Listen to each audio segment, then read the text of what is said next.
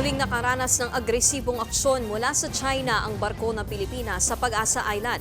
Binomba ng tubig ng Chinese vessel ang isang barko ng BFAR na nagbabantay lang dapat sa mga mangingisdang Pinoy. Nasa frontline ng balitang yan, si Gary De Leon.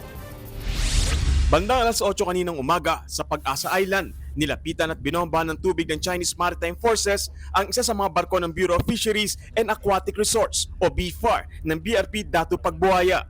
Ayon sa Philippine Coast Guard, naroon ang mga barko ng BFAR para magbigay ng proteksyon sa mga mangingisdang Pinoy bilang bahagi ng programang Kadiwa para sa bagong bayaniyang mangingisda. Kalmado lang ang mga sakay ng BRP Datu Pagbuaya.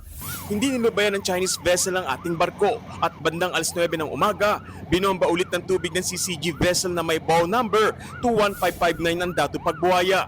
Lumapit pa ng lumapit ang barko ng China.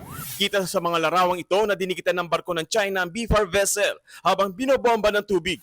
Bandang 9:18 AM, ayon sa PCG, binangga ng parehong CCG vessel ang stern ng BRP Datu Pagbuaya.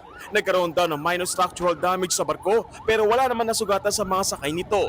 Ayon kay PCG spokesperson for West Philippine Sea, Commodore J. Tariela, sa kabila ng pambubuli at agresibo aksyon ng China, nananatili raw determinado ang PCG at BFAR sa kanilang tungkulin. Hindi raw sila matatakot o aatras sa pagprotekta ng karapatan at hanap buhay ng mga Pilipinong mangingisda. Wala pang pahayag ang China tungkol dito.